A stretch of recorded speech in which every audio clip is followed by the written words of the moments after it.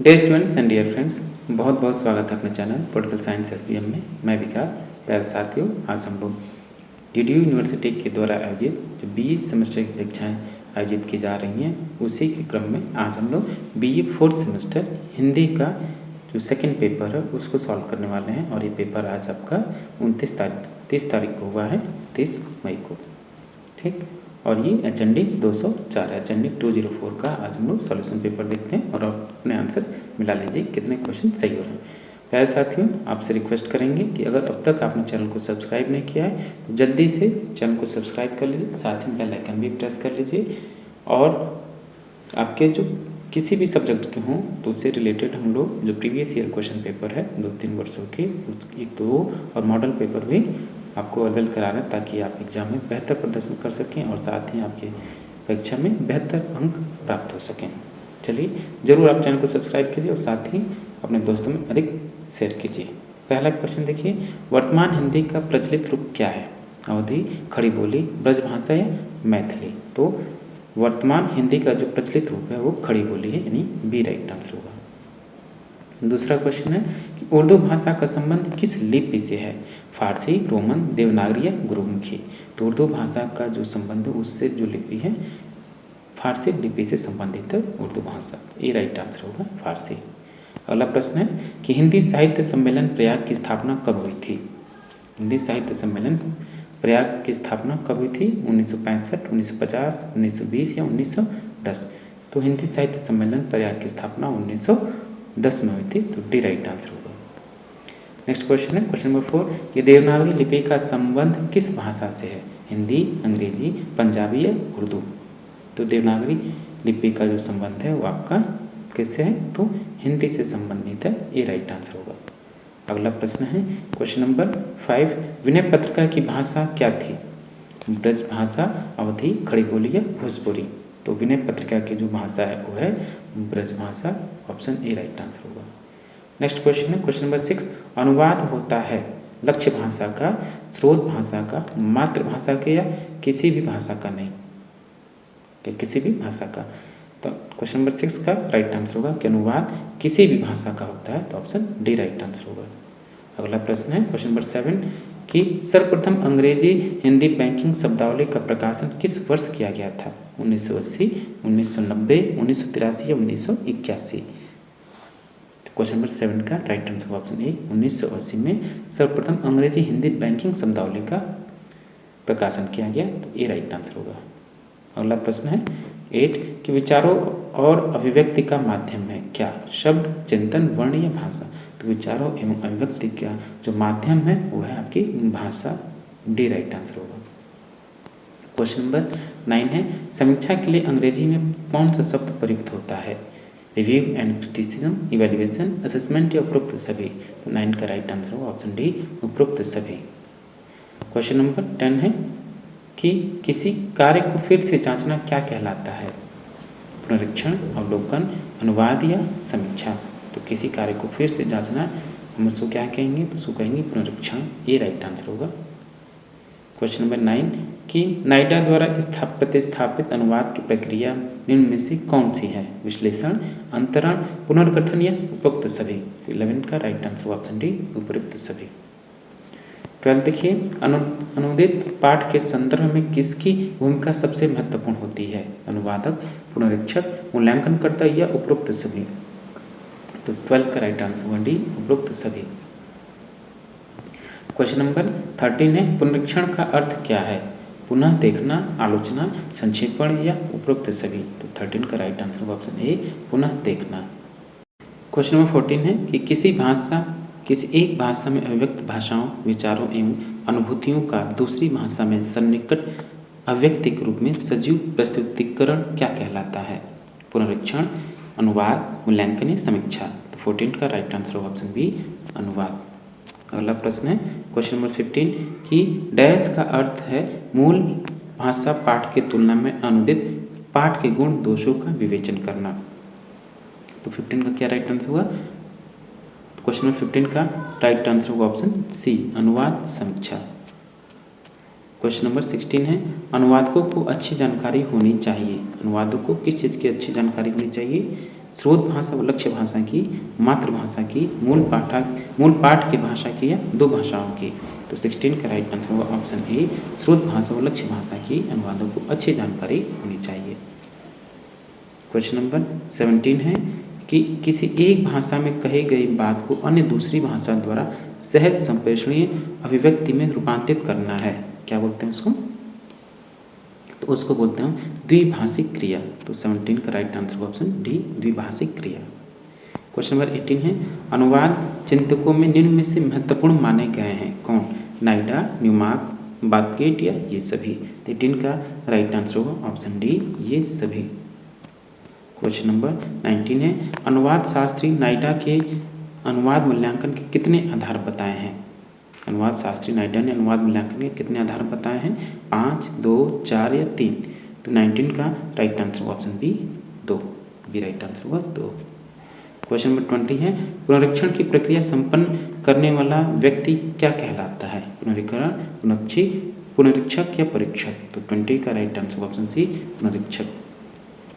अगला प्रश्न है 21 कि मुगल दरबार के वृत्तांत किस भाषा में लिखे गए थे? उर्दू, फारसी, संस्कृत या हिंदी। तो मुगल दरबार के जो वृत्तांत लिखे गए वो फारसी भाषा में लिखे गए थे। क्वेश्चन नंबर 22 है 19वीं सदी के मध्य शकुंतला नाटक का अनुवाद किसने किया?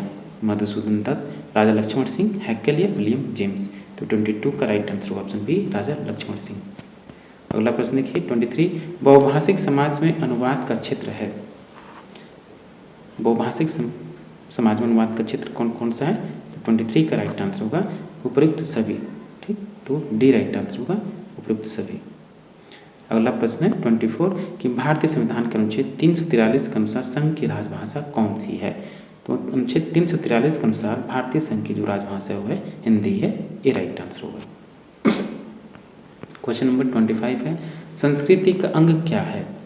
तो संस्कृति का अंग आपका रीति रिवाज, धर्म, जाति है, रिश्ते नाते हैं, वेशभूषा, खान पान है, इसलिए इसका राइट आंसर सभी होगा, यानी डी उपयुक्त सभी सही होगा। क्वेश्चन नंबर 26 है भाषा की प्रकृति होती है स्थिर, गतिशील। स्थिर एवं गतिशील दोनों, उपयुक्त में से कोई नहीं। तो 26 का राइट आंसर ऑप्शन बी, गतिशील। 27 देखिए विचारों को एक भाषा से दूसरी भाषा में रूपांतरित करना अनुवाद है। अनुवाद के संदर्भ में उक्त वतन, उक्त वक्त, उक्त परिभाषा किसकी है? 27 का राइट आंसर होगा option number B, Devendranath Sharma की। अगला प्रश्न कि अनुवाद विज्ञान नामक पुस्तक के लेखक कौन है? भोलानाथ तिवारी, देवेंद्रनाथ शर्मा, रीता रानी पालीवाल या प्रवीण चौधरी। 28 का right answer option A, Bholanath Tiwari. Question number 29 है अनुवाद की सृजनशीलता और रचनाशीलता की महत्वपूर्ण कसौटी है। सामाजिक अनुवाद, विधिक अनुवाद, साहित्यिक अनुवाद या उपयुक्त सभी। तो 29 का राइट आंसर ऑप्शन डी, उपयुक्त सभी। क्वेश्चन नंबर 30 है अनुवाद की सफलता निर्भर है किस पर? भाषा ज्ञान पर, व्याकरण ज्ञान पर, साहित्य पर या उपयुक्त सभी पर। 30 का राइट आंसर ऑप्शन डी, उपयुक्त सभी पर। क्वेश्चन नंबर 31 पुनरीक्षण और मूल्यांकन क्या है? एक ही है, अलग अलग है, फर्क करना संभव है, इसमें से कोई नहीं। 31 का राइट आंसर ऑप्शन बी, अलग अलग है पुनरीक्षण और मूल्यांकन। क्वेश्चन नंबर 32 है अनुवाद के मशीनकृत साधन नहीं है। कंप्यूटर, टाइपराइटर, डाटा लिंक या व्याकरण की पुस्तकें। तो 32 का right answer option C, data link.